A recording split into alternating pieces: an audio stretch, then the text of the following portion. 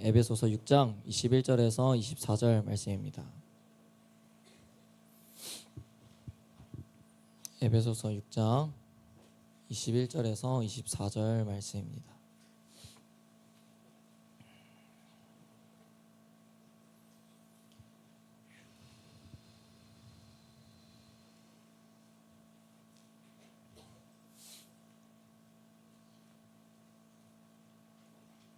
다 찾은 줄 알고 21절부터 24절 교독하여 읽도록 하겠습니다. 하나님의 말씀입니다.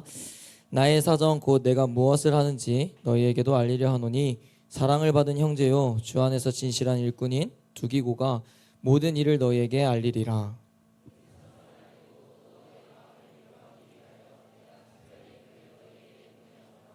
아버지 하나님과 주 예수 그리스도께로부터 평안과 믿음을 겸한 사랑이 형제들에게 있을지어다.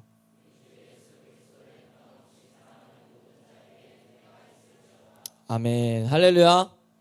말씀 제목 읽어보겠습니다. 시작. 네. 목사님이 자꾸 웃음이 나와서 죄송해요. 아니 오늘 무슨 날입니까? 아니 오늘 유독 이렇게 늘 예쁘지만 이렇게 오늘 유독 여자애들이 되게 많이 꾸미고 온 것 같은 곳곳에 오늘 성경 퀴즈 대회 하는 날인데 마치 어디 봄 소풍 가는 것처럼 아니 다 예쁘게 오늘 입고 왔더라고요. 그래가지고 그것 때문에 웃음이 1번으로 나왔었고 2번은 찬양하는데 찬양의 부흥이 올 줄로 믿습니다. 그렇게 찬양하는 겁니다. 그렇게 가리지 않고 재지 않고 찬양하는 거예요. 여러분 오늘도 말씀이 들리는 은혜와 깨닫는 은혜가 여러분들 가운데 부어지기를 주님의 이름으로 축복합니다. 이제 오늘부터 정말 찐으로 에베소서를 마무리를 하게 됩니다. 여러분 오늘 본문은요 바울이 에베소 성도들에게 마지막 끝인사를 남기는 장면입니다. 우리 21절을 한 번만 더 다시 읽어보겠습니다. 시작. 나의 사정 곧 내가 무엇을 하는지 너희에게도 알리려 하노니 사랑을 받은 형제요 주 안에서 진실한 일꾼인 두기고가 모든 일을 너희에게 알리리라. 아멘. 끝인사의 한 인물이 이제 등장하죠. 바로 두기고라는 인물입니다. 이 두기고라는 인물에 대해서 목사님은 오늘 좀 설명을 하고 그 뒤에 또 이어서 이야기를 할 텐데, 여러분 바울은 이 두기고라는 동역자를 통해서 자신의 지금 현재 상황과 자신이 이 지금 가택연금 감옥에 있으면서 무엇을 하고 있는지 모든 일들을 이 두기고를 통해서 에베소 교회 성도들에게 알리겠다라고 합니다. 두기고라는 인물을 좀 볼 텐데요. 여러분 이 두기고는 바울의 충성된 동역자이자 교회의 편지를 전달해주는 역할을 맡은 자였습니다. 이 두기고는 심지어 에베소 교회뿐만 아니라 골로새서에서도 등장하거든요. 그러니까 골로새 교회에도 편지를 전달하는 역할들을 감당한 사람이 바로 누구다? 두기고다라는 거예요. 또 훗날에 에베소 교회에 바울이 보내서 담임을 맡아서 사역하고 있는 그 디모데를 협력할 지도자로 세우게 돼요. 그러니까 굉장히 나중에 훌륭한 지도자가 되는 사람이다라는 거죠. 그리고 오늘 이 본문에서 두기고라는 인물을요 이렇게 두 문구로 그 사람을 평가하고 있습니다. 첫째는 사랑을 받은 형제요 라고 이야기를 하고, 두 번째로는 주 안에서 진실한 일꾼이라고 표현을 하죠.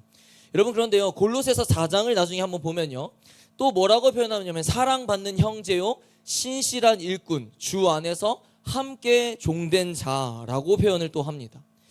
이런 이야기들을 종합해 본다면 우리가 다 알 수는 없지만 이 두기고라는 인물이 얼마나 바울 앞에서 신뢰를 받는 인물이었고 또 하나님 앞에서 얼마나 충성됐고 교회 안에서도 얼마나 좋은 평가를 받은 사람인지를 대충은 우리가 가늠할 수 있다라는 겁니다.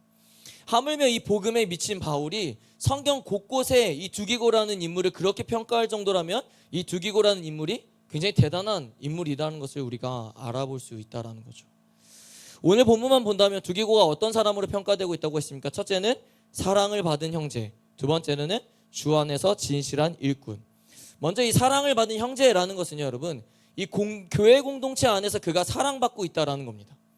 그리고 동시에 이 공동체 구성원들이 두기고라는 그 인물을 굉장히 인정하고 있다라는 거예요. 그 사람을. 여러분 우리가 두기고라는 인물을 자세히 몰라도 앞에서 목사님이 설명했던 것처럼 그가 교회를 위해서 헌신하고 희생하는 사람이라는 것을 알 수 있습니다. 어떻게 하죠? 에베소 교회와 골로새 교회에 편지를 전달하는 자이기 때문이죠. 근데 이게 왜 대단한지를 설명할 텐데요. 여러분 바울은요 지금 가택연금 중에 로마에 있거든요. 이 두기고는 그 편지를 가지고 다시 에베소에 가야 됐습니다. 근데 이 에베소로 가는 경로가 만만치 않다라는 거예요. 에베소로 가는 경로가. 한번 넘겨주시겠어요? 이게 또 잘 안 되네요. 자, 보면 잘 보일지 모르겠지만 여기가 에베소예요. 에베소. 그리고 에베소고 저 위에가 로마, 이제 가택연금하고 있는 위치인 거죠. 근데 여러분 이 해상과 육상 거리를 추산한다면 약 1800에서 2000km 정도 된다 그래요. 그러니까 이게 배를 타고 돌아서 가서 육지에서 다시 또 이동을 한참을 해야 된다라는 거죠. 그래서 날짜로 계산한다면 빠르면 2달이라고 이야기를 합니다. 근데 이제 뭐 배가 딜레이가 되지 않고 잘 타고 뭐 이랬을 때가 최소한이 2달이라는 거예요. 2달. 근데 또 하나는 이 서신을 한 번 쓰고 그걸 몰아서 가지고 간 게 아니라는 거예요. 가지고 가서 전달하고 그것에 대한 답변, 에베소 교회 성도들의 다시 답변과 그 상황과 그 문제를 가지고 다시 로마에 가서 그걸 또 전달하고 그걸 설명하고 서신을 받고 다시 전달하는 이 과정을 하는 사람이었습니다. 그러니까 엄청난 헌신과 희생이 있었다라는 거죠. 그런 헌신이 있었기에 에베소 교회에 바울의 서신이 도착할 수 있었고, 그래서 에베소 교회 내에 갈등 문제가 해결될 수 있었고, 그리스도의 훌륭한 가르침을 그들이 받을 수 있게 된 것입니다.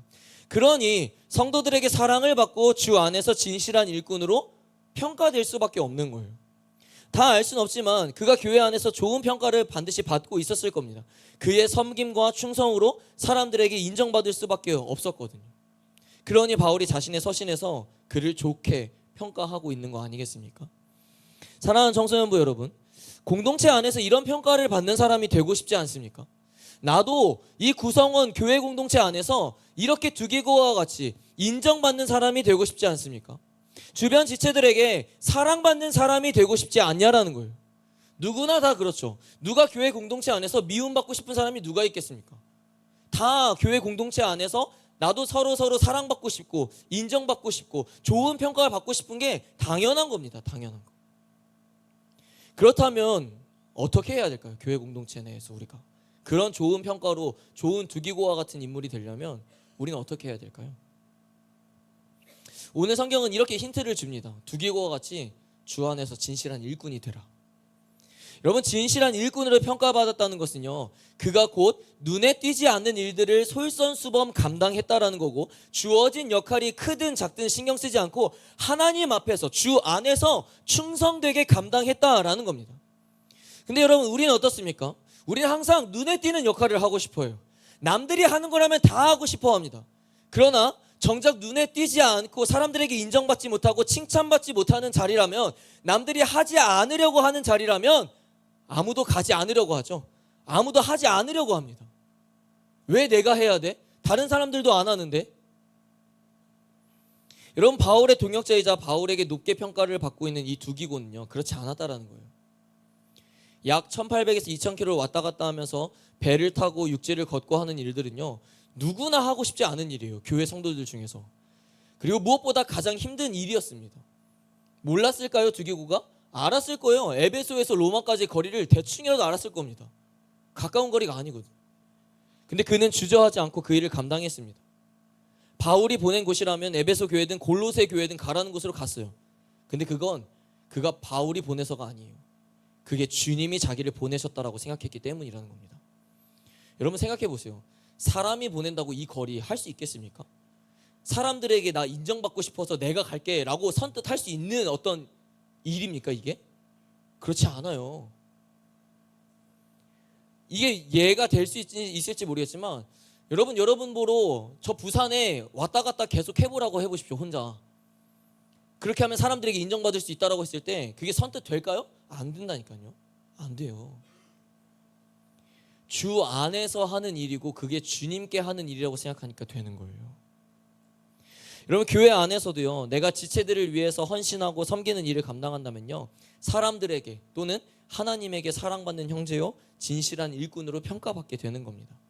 반대로 그런 일을 하지 않으면서 자꾸 사람들에게 인정받고 싶고 주변 선생님들과 친구들에게 칭찬받고 싶고, 되게 이기적인 거 아닙니까? 다른 사람이 하는 일을 보면서 내가 더 잘할 수 있는데 왜 쟤한테 맡기지? 왜 나한테 맡기지 않는 거지? 라고 생각하는 것들.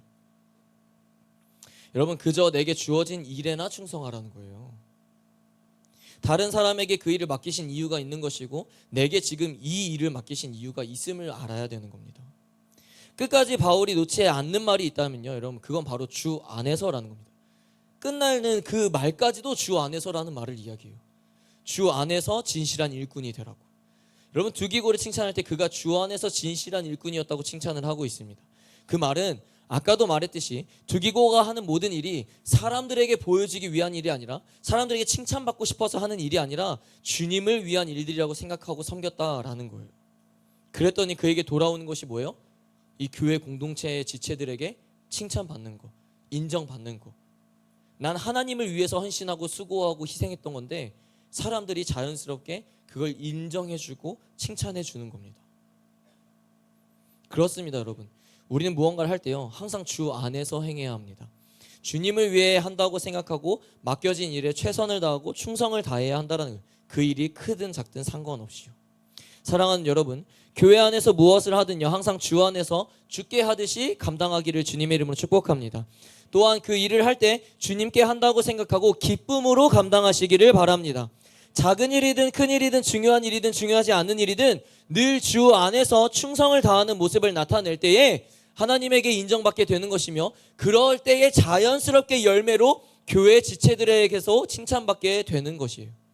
그러니 사람을 위한 일이 아니라 가장 먼저는 주 안에서 주님을 위해 내게 주어진 그 일들을 감당하는 진실한 일꾼이 우리가 되어야 된다라는 거죠. 23절을 보겠습니다. 23절 시작.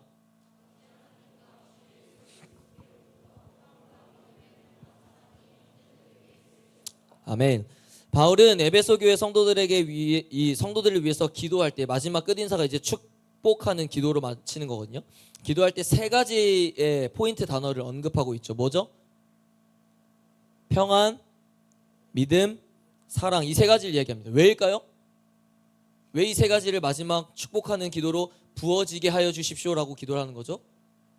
이 세 가지가 이 교회 공동체 안에서, 그리고 성도로서 지체들 안에서 가장 중요하다고 생각하기 때문이라는 거예요. 여러분, 평안부터 봅시다.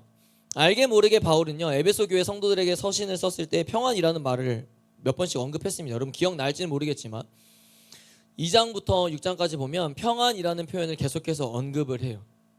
너희에게 평안을 전하시고 평안에 매는 줄로 성령이 하나 되게 하신 것을 힘써 지키라. 평안의 복음이 준비한 것으로 신을 신고 평안과 믿음을 겸한 사랑이 형제들에게 있을지어다. 여러분, 인간의 모든 평안은요, 오직 하나님으로부터만 오게 될 줄로 믿습니다. 평안이 우리에게 있기를 바란다라는 이 바울의 말은요, 곧 우리가 하나님 안에 거함으로 그분으로 인한 평안을 누리기를 축복한다라는 기도인 거예요. 평안을 여러분 다른 말로 하면 어떤 말이 있죠?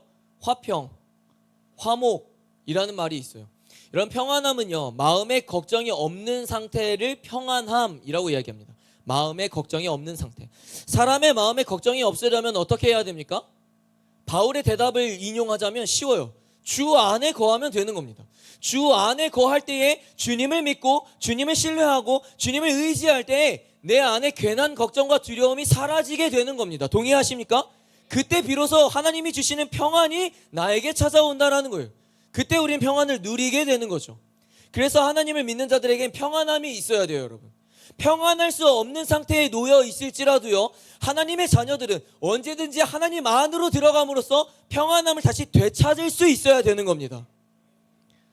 또 바울이 그런 말을 한 이유는요, 이 성도와의 관계에 있어서도 평안함이 있어야 되기 때문이라는 거예요.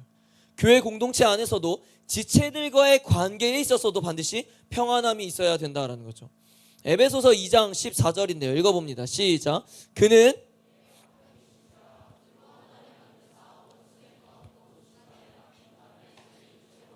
아멘.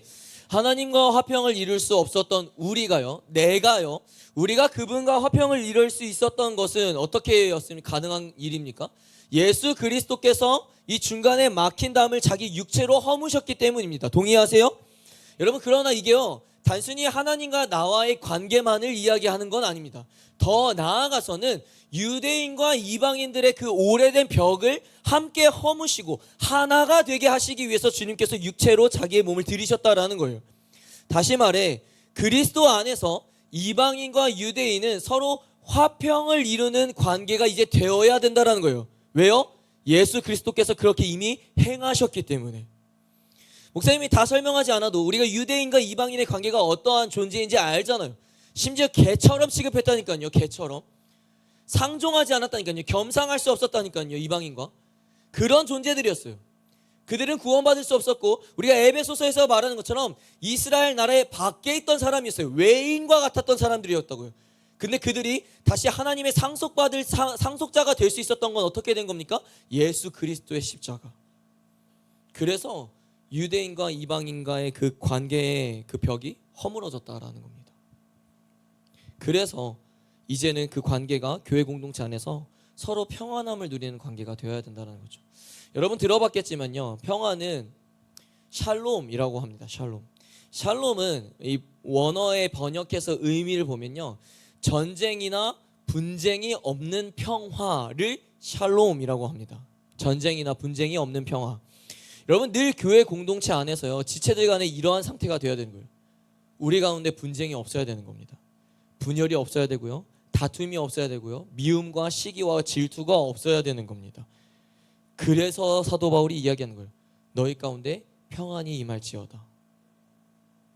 하나님과의 평안, 지체들과의 평안, 이것이 교회 공동체에 꼭 있어야 되는 요소 중에 하나다라는 거죠.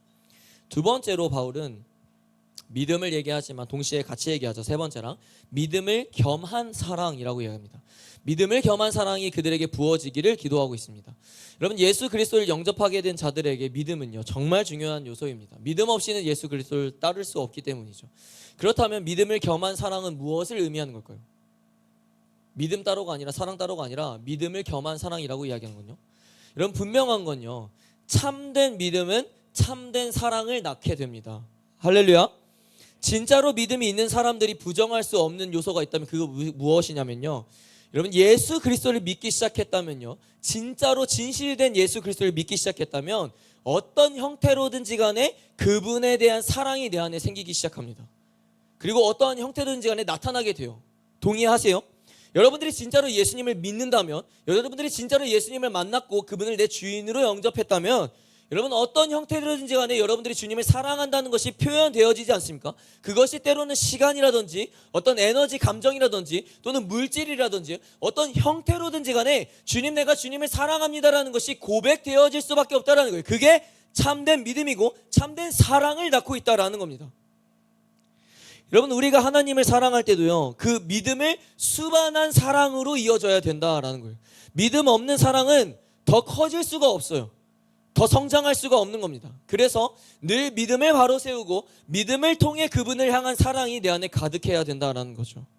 그리고 그 사랑이 부어지게 된다면, 그 사랑이 충만하게 된다면 자연스럽게 교회 내 지체들 간에도 그 사랑이 흘러가게 되는 겁니다. 에베소서 4장 2절입니다. 읽어봅니다. 시작.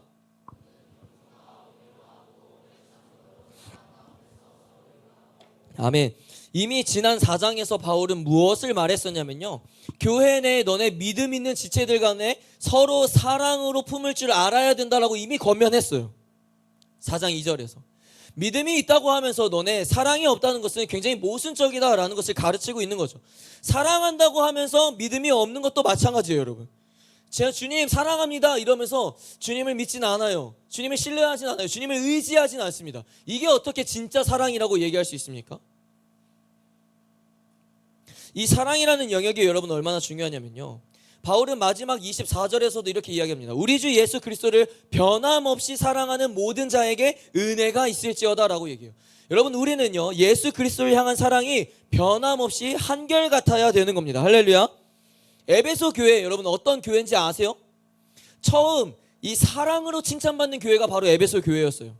그런데 요한계시록, 우리 아는 사람들은 알겠지만 요한계시록 2장 4절을 보면요, 에베소 교회를 향해서 하나님께서 이렇게 말씀하십니다. 읽어봅니다. 시작. 그러나 너를 책망할 것이 있나니 너의 아멘. 여러분 하나님께서 그들에게 뭐라고 이야기하시냐면 너네 책망받을 것이 있어 라고 이야기하는 거예요. 그게 무엇이냐면 너네 나 분명히 사랑한다고 이야기했고 너네 안에 그렇게 사랑이 있다고 했는데 너네 그 사랑 지금 버렸어, 그 사랑 없어 라고 이야기하는 겁니다. 여러분 분명히 그리스도를 향한 사랑이 충만하여서 칭찬받은 교회가요, 하루아침에 이 사랑을 잃어버리게 되어서 책망받는 교회로 전락하게 됩니다. 사랑하는 여러분, 시간이 지나면요 다 변합니다. 심지어는 돌도 변해요. 쇠도 변합니다. 오늘날 시대를 보면요 정말 빠르게 많은 것들이 변화하고 있습니다. 사람은 환경이나 주변 여건들이 변하기 시작하면요 사람도 변하기 시작합니다. 그런데 여러분 기억하십시오. 절대 변하지 말아야 할 것이 있다면요 주님을 향한 사랑이 변하지 않아야 됩니다. 그 사랑만큼은 변함없는 사랑으로 우리가 가지고 있어야 되는 겁니다. 반대로 모든 것은 변해도요 나를 향한 하나님의 사랑은 절대 변하지 않습니다. 할렐루야.